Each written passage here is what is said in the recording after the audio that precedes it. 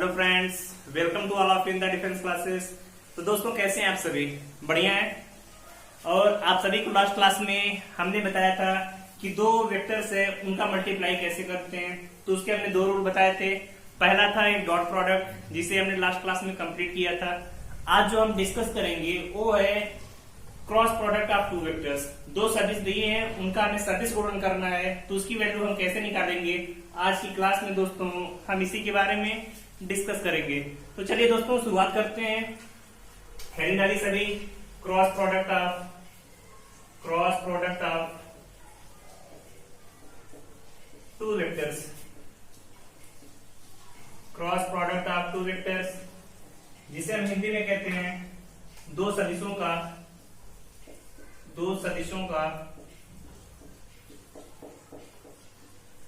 सदिश गुणन। दो सदिशों का सदिश गुणन।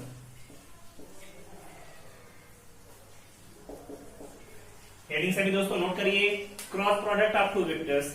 हमने आप सभी को बताया था कि जब दो वेक्टर का मल्टीप्लाई करते हैं तो वो स्केलर भी आता है, तो वहां पर डॉट प्रोडक्ट था। और दो वेक्टर कोई है ए और बी, इनका हम मल्टीप्लाई कर रहे हैं, बीच में क्रॉस है।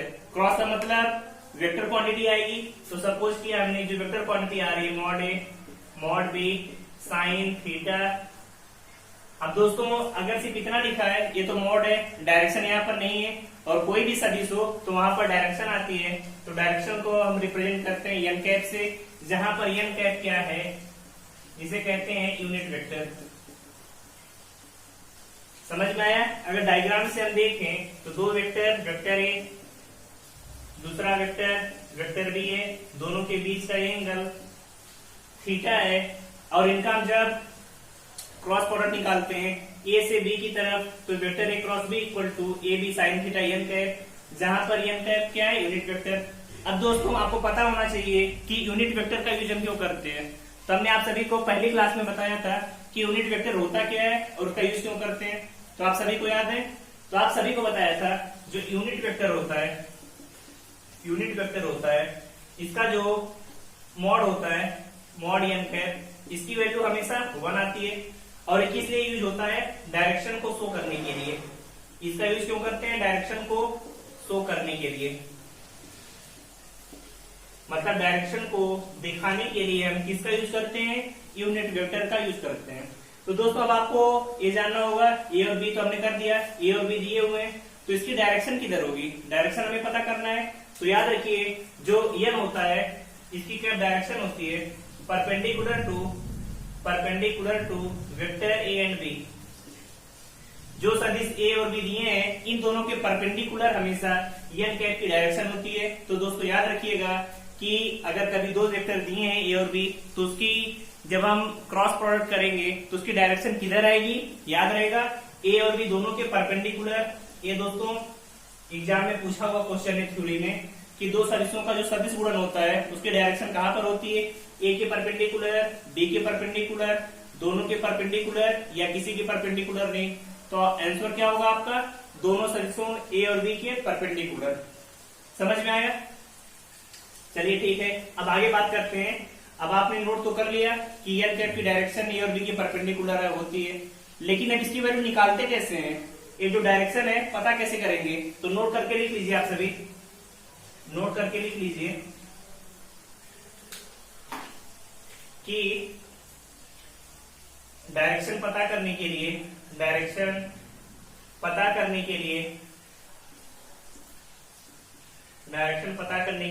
राइट हैंड थंब रूल, दाएं हाथ का नियम यूज करते हैं। डायरेक्शन पता करने के लिए राइट हैंड थंब रूल का यूज होता है। ये भी क्वेश्चन थ्योरी के लिए बहुत इंपॉर्टेंट है कि दो वेक्टर की क्रॉस प्रोडक्ट की डायरेक्शन कैसे पता करते हैं। तो आंसर क्या होगा? Right hand thumb rule. एक ऑप्शन और होता है जिसे हम कहते हैं स्क्रू लॉ। आप सभी स्क्रू जानते हैं, जब किसी स्क्रू को घुमाते हैं तो उससे भी डायरेक्शन आप वेक्टर के क्रॉस प्रोडक्ट की निकाल सकते हैं। तो दो ऑप्शन आपके याद रखिएगा कि डायरेक्शन पता करने के लिए हमेशा राइट हैंड थंब रूल या स्क्रू लॉ का यूज करेंगे। याद रहेगा हमेशा दोस्तों। अब पता होना चाहिए राइट हैंड थंब रूल होता क्या है। तो जैसे दो वेक्टर दोस्तों यही ए और बी दिए हैं, तो राइट हैंड थंब रूल में याद रखिए दोस्तों कि जिस वेक्टर से जहां पर हमें जाना है उससे वहां तक अपने पंजे को घुमाएंगे, तो जो आपका थंब होगा डायरेक्शन को रिप्रेजेंट करेगा। जैसे ए से बी की तरफ आपको जाना है, तो आपने ए से बी की तरफ अपनी अंगुलियों को घुमा रहे हैं, तो आपका जो अंगूठा है ये क्या रिप्रेजेंट करेगा, ये रिप्रेजेंट करेगा कि आपके वेक्टर की क्रॉस प्रोडक्ट की डायरेक्शन किधर होगी। जैसे आप ए से बी की तरफ अपने पंजे को मूव कर रहे हैं, तो हमारा जो अंगूठा है ए आउटवर्ड जा रहा है, आउटवर्ड मीन्स बाहर की तरफ। तो ये रिप्रेजेंट कर रहा है कि जब ए और बी को मल्टीप्लाई करेंगे तो जो इसकी डायरेक्शन है बाहर की तरफ होगी। यहीं पर कोई पूछे जब हम बी से ए की तरफ आएंगे, अब दोस्तों देखिए बी से ए की तरफ आना है तो अपने पंजे की अंगुलियों को ऐसे मूव कराएंगे, तो अंगूठा आपका अंदर की तरफ जा रहा है, तो जब हम बी क्रॉस ए निकालेंगे तो डायरेक्शन किधर आएगी, इनवर्ड अंदर की तरफ। और ए क्रॉस बी में कहां पे जा रहा है, आउटवर्ड की तरफ। तो दोस्तों कभी कोई क्वेश्चन आए डायरेक्शन निकाल सकते हैं, जहां पे जाना है अपने अंगुलियों को मूव करेंगे, अंगूठा आपकी डायरेक्शन को रिप्रेजेंट करेगा। बी से ए की तरफ आए, अंगुलियों को मूव कराया तो अंगूठा आपके डायरेक्शन को रिप्रेजेंट कर रहा है। तो दोस्तों आप इस पर बेस्ड क्वेश्चन कर लेंगे, तो इसे नोट करिए, फिर आगे बात करते हैं। दोस्तों समझ में आ गया? कोई डाउट हो तो दोस्तों आपसे भी पूछ लीजिएगा कमेंट बॉक्स में।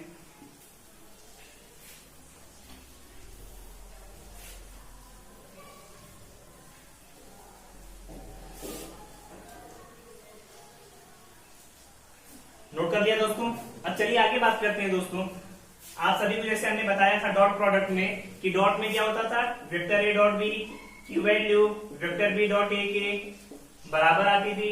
तो यहां पर क्या, कॉम्यूटेटिव लॉ जिसे हम हिंदी में कहते हैं क्रमविन्मय नियम, क्रमविन्मय नियम फॉलो होता था। वेक्टर ए डॉट बी की value vector B dot A के बराबर आती थी।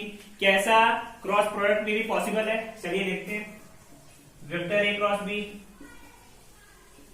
की जो वैल्यू है क्या, वेक्टर बी क्रॉस ए के बराबर होगी। अब आप सभी को बताना है कि यहाँ पर ए सही है कि गलत है। वेक्टर ए क्रॉस बी की value vector B cross A के बराबर होगी या नहीं होगी? तो क्या समझ में आ रहा है, बराबर होगी?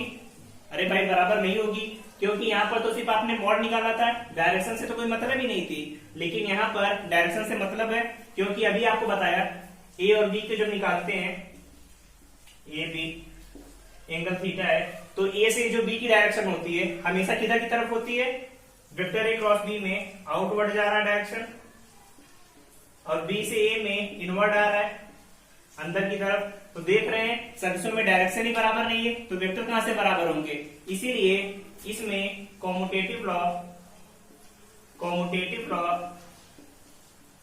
फॉलो नहीं होता। मतलब क्रमविन्मय नियम अब vector A cross B equal to vector B cross A, ये सही नहीं है, ये आपका बराबर नहीं होगा। तो किसके बराबर होगा?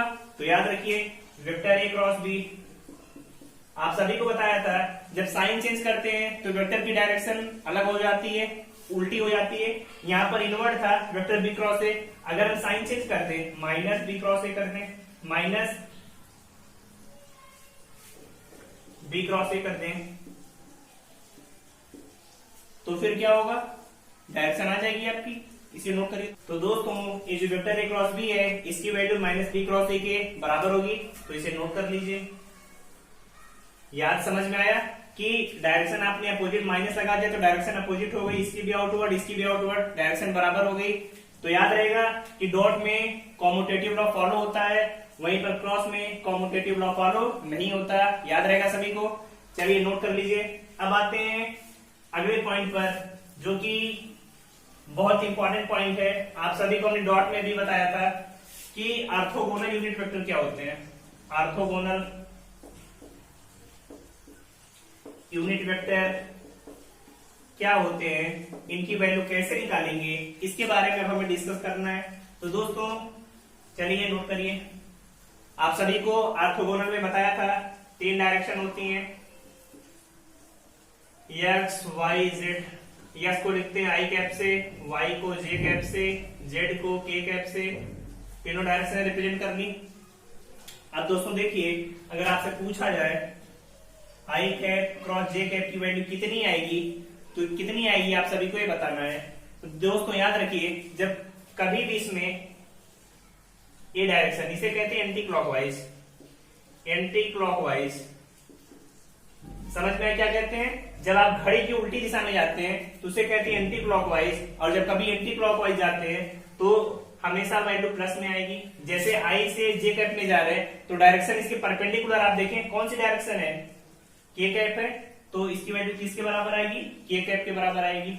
अब ऐसे ही बात करें जे कैप क्रॉस के कैप, तो देख रहे हैं जे और के, और जिसकी डायरेक्शन आएगी उन दोनों के परपेंडिकुलर, तो जे और के की परपेंडिकुलर क्या है, आई कैप, तो इसे लिखेंगे आई कैप। यहीं पर बात हो के क्रॉस आई, के और आई के क्रॉस की, तो इन दोनों के परपेंडिकुलर वेक्टर जे, जे कैप। समझ में आया? एंटी क्लॉकवाइज डायरेक्शन में जाए तो हमेशा वैल्यू क्या आएगी, प्लस में आएगी। और डायरेक्शन कैसे निकालते हैं, आई जे, दोनों के परपेंडिकुलर के कैप, आंसर आ गया आपका। यहीं पर अगर ऐसे आपको करना हो, कोई पूछे आई कैप क्रॉस के कैप की वैल्यू क्या होगी, आई कैप क्रॉस के कैप की वैल्यू क्या होगी, तो देख रहे हैं आई से के में जाने के लिए आपको क्लॉकवाइज जाना पड़ रहा है, और अभी आपको बताया जब क्लॉकवाइज जाते हैं तो डायरेक्शन क्या होगी, निगेटिव हो जाएगी। आई और के परपेंडिकुलर जो आएगा कितना आएगा, माइनस जे कैप। समझ में आया? अब कैसे निकालते, डायरेक्शन ऊपर दिया था तो ऐसे परपेंडिकुलर करते तो माइनस जे कैप, इन दोनों के परपेंडिकुलर आ जाता। तो आपको सिर्फ याद रखना है कि आई कैप जे कैप, के कैप, जे के आई जे कैप। ऐसा क्यों आ रहा है, क्योंकि हम एंटी क्लॉकवाइज जा रहे हैं। तो याद रखिएगा सभी, एंटी क्लॉकवाइज हमेशा क्या होगा, प्लस। तो ये वैल्यू आपको याद होनी चाहिए। ऐसे कोई आपसे पूछ दे जे क्रॉस आई की वैल्यू क्या होगी, तो आप क्या बताएंगे, जे से आई में क्लॉकवाइज तो जाना पड़ रहा है, फिर वैल्यू कितनी आती, माइनस के कैप। इसी तरीके से कोई भी वैल्यू पूछे एग्जाम में निकाल लेंगे आप। एग्जाम में ये भी वैल्यू पूछी आती है कि जे क्रॉस आई की वैल्यू कितनी होगी, तो कितना होगा, माइनस के कैप। पूछ दे आई क्रॉस के कैप कितना होगा, माइनस जे कैप। समझ में आ गया सभी को? अब आगे आइए, अगर पूछे आई क्रॉस आई, जे क्रॉस जे, के क्रॉस के, इसकी वैल्यू कितनी होगी, तो याद रखिए हमेशा 0 होगा। ये आपको रटा होना चाहिए हमेशा। क्यों 0 होगा, अभी आपको दिखा देते हैं। आई क्रॉस आई यही है, अब वैल्यू निकाले ए बी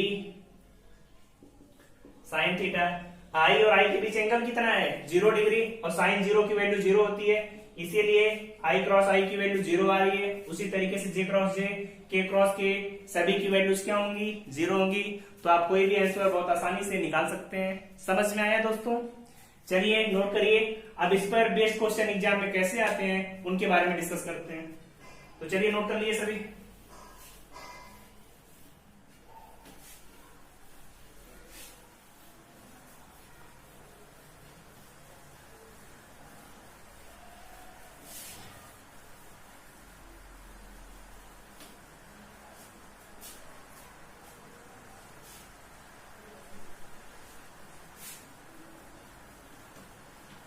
चलिए दोस्तों कुछ क्वेश्चन नोट करते हैं।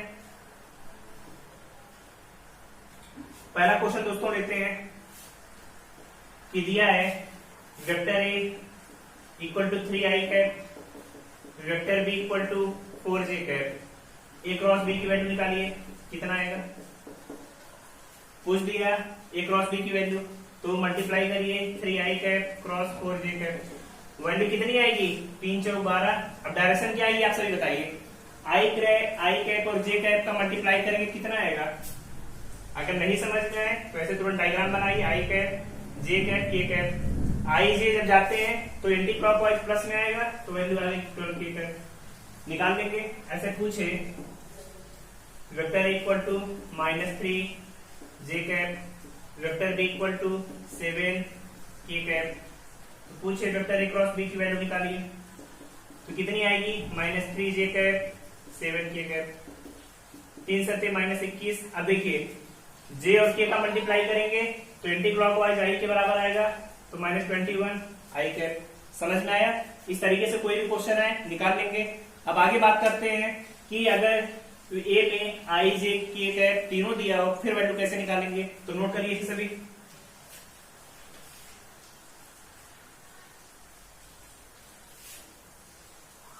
चलिए दोस्तों आगे बात करते हैं। आगे आपका vector A equal to 3i cap minus 7j cap plus 4k cap. Vector B equal to minus 3i cap plus 2j cap plus k cap. आपसे पूछा जा रहा है a क्रॉस b की वैल्यू निकालिए। a क्रॉस b की value किसके बराबर होगी बताइए। तो दोस्तों याद रखिए, पहले आप आई का i में, आई का j में, आई का k में करेंगे तो बहुत लंबा होता है। तो आप साड़ी का आप सभी ने पढ़ा होगा कैसे निकालते हैं, आई कैप, जे कैप, के कैप। बहुत आसानी से आपका आंसर आ जाएगा। फिर a की वैल्यू नोट करिए 3 माइनस 7 4, यहाँ पर माइनस 3 2 1 नोट कर दिया। अब साड़ी को कैसे सॉल्व करते हैं, पहला हमेशा प्लस में होता है। आई कैप को लिया तो इसके नीचे और इधर का छोड़ दिया, कितना बचेगा माइनस 7 माइनस 8। फिर माइनस जे कैप, अब जे को लिया इसे छोड़ देंगे 3 प्लस 12, क्योंकि माइनस लगाते हैं 4 3 12 प्लस में, प्लस के कैप। जब के कैप को लेंगे तो इसे छोड़ देंगे 3 दूनी 6 और 7 3 21 तो माइनस 21। आंसर कितना आ गया माइनस 15 आई कैप, 12 3 15 जे कैप और 6 में से 16 जाएगा तो वैल्यू आएगी माइनस 15 के कैप। सही है दोस्तों। तो आपकी आंसर आ गया माइनस 15 आई कैप माइनस 15 जे कैप माइनस 15 के कैप। इसे लिख सकते हैं माइनस 15 आई कैप प्लस जे कैप प्लस के कैप। समझ में आया। इस टाइप का कोई क्वेश्चन आएगा तो सभी आंसर निकाल लेंगे। सही है। चलिए आगे एक पॉइंट नोट करके लिख लीजिए। आप जानते हैं वेक्टर ए क्रॉस बी की value A B sine theta N cap equal होती है। अगर मॉड इसका ले मॉड ए क्रॉस बी तो कितना आएगा mod A mod B sine theta, क्योंकि मॉड का मतलब परिमाण होता है और परिमाण में दिशा की तो कोई जरूरत नहीं पड़ेगी। तो आपसे पूछा जाए यदि थीटा इक्वल टू 0 तो मॉड ए क्रॉस बी की वैल्यू कितनी आएगी, मॉड ए क्रॉस बी की वैल्यू कितनी आएगी। तो आपको समझ में आ रहा होगा थीटा 0 है तो साइन 0 की वैल्यू 0 होती है, मॉड ए क्रॉस बी 0 आ जाएगा। और कभी मॉड ए क्रॉस बी की वैल्यू 0 आ सकती है। हाँ, अगर ऐसा करें यदि थीटा इक्वल टू 180 डिग्री, तो आप सभी को पता है साइन 180 की भी तो वैल्यू 0 होती है। तो इसे लिख सकते हैं mod A cross B equal to 0। तो दो कंडीशन में 0 आ रहा है। थीटा इक्वल टू 0 का मतलब है ए एंड बी पैरेलल है। पैरेलल का मतलब समांतर। यही तो बताया था कि ए और बी अगर दो समांतर हैं तो उनका क्रॉस प्रोडक्ट कितना होगा 0 होगा। ए क्रॉस थीटा इक्वल टू 180 का मतलब क्या है कि ए और बी अपोजिट डायरेक्शन में है। इसका मतलब A and B R anti parallel. Anti parallel का मतलब प्रति समांतर एक दूसरे की बिल्कुल अपोजिट है। तो दोनों कंडीशन में क्रॉस बी की वैल्यू कितनी आएगी 0 के बराबर आएगी। तो चलिए नोट करिए, आप कुछ क्वेश्चन कर लेते हैं। अब आपका थ्योरी वाला पोर्शन पूरा खत्म हो गया। अब आते हैं कुछ क्वेश्चन पर। इस पर बेस्ड क्वेश्चन कैसे आते हैं उन्हें देखते हैं। चलिए पहला question, mod A equal to 5 mod B equal to 6 mod A cross B equal to 60। आपसे पूछा गया है find angle between A and B. A और बी के बीच का कोण निकालिए, बताइए कितना है एंगल। तो क्या करेंगे mod A cross B equal to mod A mod B sine theta. Mod A cross B की वैल्यू 60, मॉड ए का 5 बी का 6 साइन थीटा। तो साइन थीटा की वैल्यू अब यहाँ पर 60 बटे 6 बचे 30 2, तो वैल्यू कितनी आ गई 2 के इक्वल। अब आपको पता है साइन की वैल्यू कभी ऐसी पॉसिबल है, ऐसा कभी पॉसिबल नहीं है। तो थीटा डज नॉट एग्जिस्ट। ऐसा क्वेश्चन पॉसिबल ही नहीं होगा कि कभी ऐसी कंडीशन दी हो। हमेशा जो थीटा साइन थीटा की वैल्यू होती है, आप सभी को ट्रिग्नोमेट्री ने बताया कि -1 से 1 के बीच में होती है, इसलिए एंगल पॉसिबल नहीं है। यहीं पर अगर ऐसा हो जाता मॉड a क्रॉस b की वैल्यू 30 के बराबर होती और मॉड a का मान 10 होता, मॉड b का मान 6 होता, तब वैल्यू कितनी आती है बताइए। तो वही करेंगे sine theta equal to a cross b 30 by mod a mod b 60, तो वैल्यू 1/2। साइन थीटा की वैल्यू 1/2, तो एंगल कितना हुआ थीटा π/6 या 30 डिग्री। साइन 30 की वैल्यू तो 1/2 होती है। समझ में आया कैसे क्वेश्चन आते हैं? तो आपने जो पीछे फार्मूले पढ़े हैं उन्हीं पर बेस्ड क्वेश्चन आएंगे, तो इस तरीके से आप कर सकते हैं। चलिए तो क्वेश्चन हम लोग करते हैं दोस्तों, जिसका आंसर आप सभी निकाल कर बताइए कि आंसर कितना आएगा।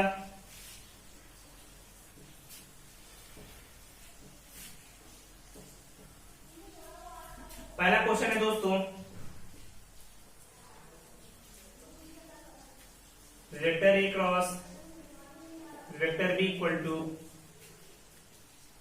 ए डॉट बी। तो पूछा है find angle between vector A dot vector B, find angle between A and B. A और बी की भी सपोर्ट निकालिए, कितना आएगा दोस्तों। ए क्रॉस बी की वैल्यू कितनी होगी, A B sine theta, A dot B की ए बी कॉस थीटा, यही तो वैल्यू होगी। मॉड्स में डायरेक्शन नहीं देना, ए बी से कट जाएगा, tan थीटा इक्वल टू 1, और tan की किस कोण की वैल्यू 1 होती है, तो सभी को पता है थीटा इक्वल टू 45 के लिए वैल्यू 1। तो इस तरीके से क्वेश्चन आएगा, सभी सॉल्व कर लेंगे। चलिए क्वेश्चन और नोट करते हैं दोस्तों। अगला क्वेश्चन है vector A plus vector B equal to R, और आपको दिया है vector A minus B equal to R. Vector A plus vector B की वैल्यू आर के बराबर है, ए माइनस बी की वैल्यू आर के बराबर है। तो पूछा है find angle between A and B. आप सभी को पहले बताया था कोई ऐसा क्वेश्चन है, दोनों तरफ मॉड लीजिए। मॉड ए प्लस बी की वैल्यू किसके बराबर आएगी दोस्तों, under root A square plus B square plus 2ab cos theta. यहां पे करेंगे अंडर रूट के अंदर आर का स्क्वायर, फिर क्या करेंगे, दोनों तरफ अंडर रूट है हटा दिया, A square plus B square 2ab cos theta. अब आर की वैल्यू जो है ए माइनस बी के बराबर है, तो ए माइनस बी का स्क्वायर, वैल्यू कितनी आएगी, A square B square minus 2ab। अब देखिए A square B square, A square B square cancel out हो गया, यही आएगा।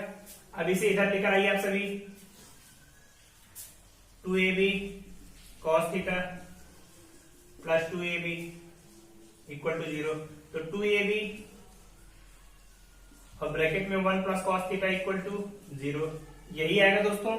2ab तो 0 के बराबर होगा नहीं, यही 0 हो सकता है। cos theta plus 1 equal to 0, cos theta equal to -1। अब आप सभी बताइए cos के किस एंगल की वैल्यू -1 होती है, तो सभी को पता है थीटा इक्वल टू पाई या 180 की। समझ में आया? तो इस तरीके से दोस्तों एग्जाम में क्वेश्चन आते हैं, आप इसे नोट करिए और आपके पास जो भी बुक हो सॉल्व करिए, जो भी डाउट हो पूछते रहिए दोस्तों। और आप सभी अब दोस्तों नेक्स्ट लेक्चर में हम नेक्स्ट चैप्टर स्टार्ट करेंगे, मोशन इन स्ट्रेट लाइन, फिर उसके बारे में डिस्कस करेंगे। तब तक आप दोस्तों क्वेश्चन की प्रैक्टिस करते रहिए, कोई डाउट हो तो पूछते रहिए दोस्तों। और दोस्तों चैनल को लाइक करिए, शेयर करिए, सब्सक्राइब करिए। Thank you, bye bye.